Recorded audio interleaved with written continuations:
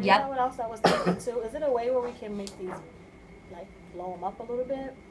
Sure. Or to make them larger, you know? If you want to. I Or think we that'll do, be like, fun. whole group, not, I mean, like, Oh, I this'll be see, fine. I see. This will be fine with, like, individuals or partners or, but Yeah. like, when we do a whole group, like, You a want it to be bigger. picture, yeah. Yeah. And I mean, you could even make it where you make your own little drawings for yourself. Okay, great. So far, so good? Yes. The application problem. And by the way, I'm obsessed with these times. Like, I would set a timer and be super firm. If you don't get through the game, you don't get through the game. The end. These fluency things are not to eat into your time. It is okay if you don't get through them. Okay? The same with the application problem. You set the timer. Now, a few notes about the application problem. First of all, I really want kids to have to try it on their own on whiteboards. I really want them to have to struggle. So, like, maybe you set your timer like 2 minutes of struggle, 3 minutes of work. But I want there to be a time where it's silent and everyone's just trying to do it on the right whiteboards without you teeing it up, without you giving any hints, but straight up, let's have some productive struggle. Okay?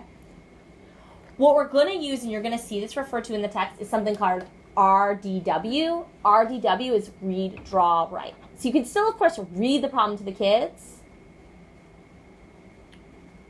but then you are going to let them draw and let them write. Does that sound okay to everybody? Yep. Sometimes it just has you, like, talk to your partner, then that's fine. I just want you to know what RDW is. And, like, putting the work on this in kids. So this one is pretty straightforward. Like, they can do this one on their fingers. Although I do think, like, writing is really valuable. Anyway, food for thought. Well, it says personal whiteboard. Yeah. Application. You're right. You're right. It does. Does everybody have a whiteboard or whiteboards for the kids? Enough for everybody? Well, I've been sharing with Grove City because Grove City do math before we do math. I think they do math when we're in specials, and then I do math when we come back from specials. So, Does everybody else have whiteboards? Emily just ordered some for my room. All right. I might ask Emily to order more whiteboards for I just you. need, like, a couple, I think. Just to save you. You need a couple? Yeah, I don't have enough for every student. Okay. What's the name of your home again? Grove City. Grove City. Can never remember. And what's the name of your homeroom? Mine, Uh-huh. Howard. Howard. Sorry, guys. I should know all that. Okay, great. Everybody okay so far? Okay, now concept development is where you need to take time. Okay? There's a lot happening. More importantly, well, so it's really good in the sense that it tells you what questions to ask. It tells you what kids are going to say that's right. It tells you what kids are going to say that's wrong. So as you read it through, you have all of that. Now, often these lessons are really materials heavy, so you want to really anticipate that. When you're doing this, you keep a list of materials. we need to get some hula hoops. I know! We need to get some hula hoops. You from guys Miss Patience. don't even know. When I, From Miss Patience. yeah, when I told first grade that you guys were using hula hoops for number bonds, they were so happy. Because they teach number bonds. And, like, the fact that your first graders are going to come in knowing it is really awesome. Fourth grade uses number bonds for fractions. So this is great, okay? This is why I really love engagement work and hope you love it as much as I do. Anyway, hula hoops, masking tape, a picture of birds, that's in here, a number bond template, That's and 5 in there, cubes. too. Yep, and 5 cubes. And if we all should have 5 cubes. right. You definitely have 5 cubes. What we do, and did you guys have a chance to read this? Yes. What I want you to be able to do as you're dissecting this, and we each take one, is first of all, you're reading for great questions and great answers, but then you ought to be able to summarize it like in enough that would fit on a Post-it. In a way that, like, when you're going through that lesson, you have it synthesized. Like, if I was synthesizing this lesson, the first little note I would have made to myself was up here. 1, use the hula hoops to send students to the party. That would be 1 for me. Everybody write that up here. That's step 1. That's what this dialogue is all about, right?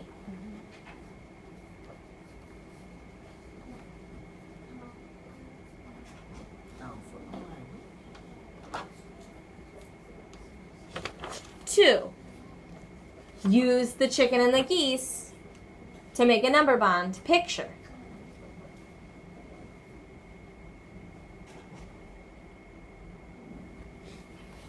Anybody know what 3 would be? Where is 3? Is this 3 right here? No. Where No, is- I that's Chicken lost and McGee's. 3 here. The debrief. No, I'm not actually on the next page yet. Down at the bottom, in both stories, 2 groups were put together. One is about the students going to a party, and one is about geese and chicken, but the number bond is the same.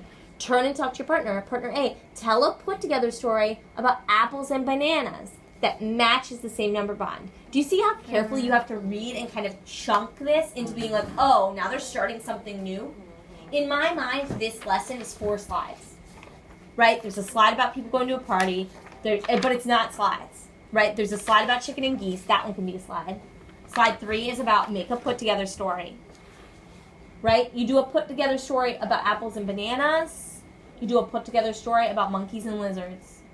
You see that at the bottom? Mm-hmm.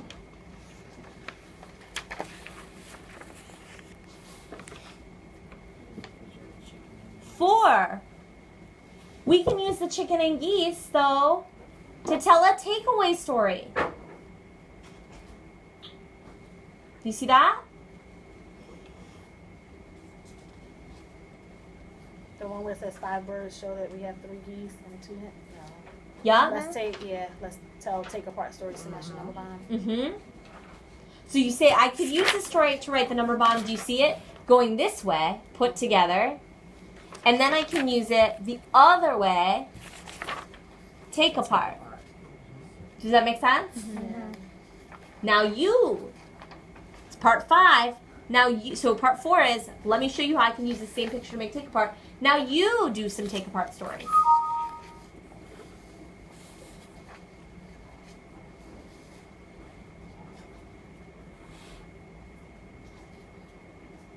This is a hilarious video because she basically gets to stare at you guys like we're writing. That's like what there's to say. Hi, Emily. This is a chicken. Quack. Okay. Then there's the problem set. For the problem set, it's not like my math where you might have been like, and now go work. It's very much like you're doing it together. You're working through it with them. Okay? We'll have to play it by ear to see if you want it to be longer. It's very short sometimes. I don't mean you do it together like you walk them through all of it, but like you read the directions and make those clear on the board and then let them try. And then make the next set of directions clear and let them try. Does that make sense? Mm-hmm. The nice thing is like there's an answer key. It's showing you what student work should look like. Like it's really nice. And then, and I don't spend a whole lot of time reading this, but the student debrief, it's just so valuable, right?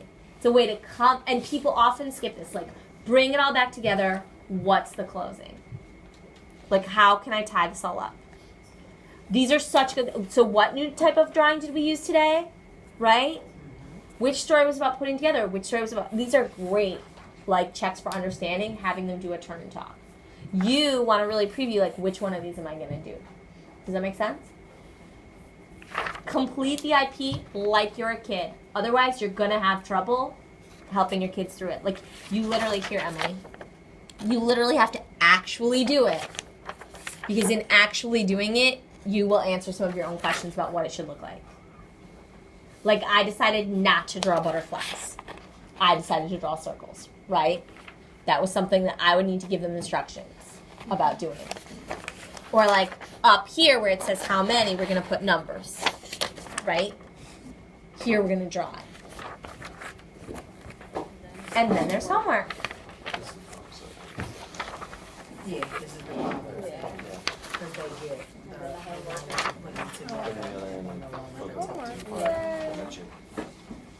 Let's, yeah. What time do you guys have to go? 4. Perfect. Okay. So let's try to get through at least Wednesday and Thursday because then we will, then we'll meet next Wednesday. All right. I don't want to overwhelm you. Here's what I'd like to do. Just to switch things up because you two work together a lot. When you go sit with Miss Tyree, you two, I want you to do this work for lesson 2. You're going to share out with us in 8 minutes what we need to know for lesson 2. You 3, you're lesson 3, okay? Do the same work for lesson 3, and you're going to share out with the group. Good.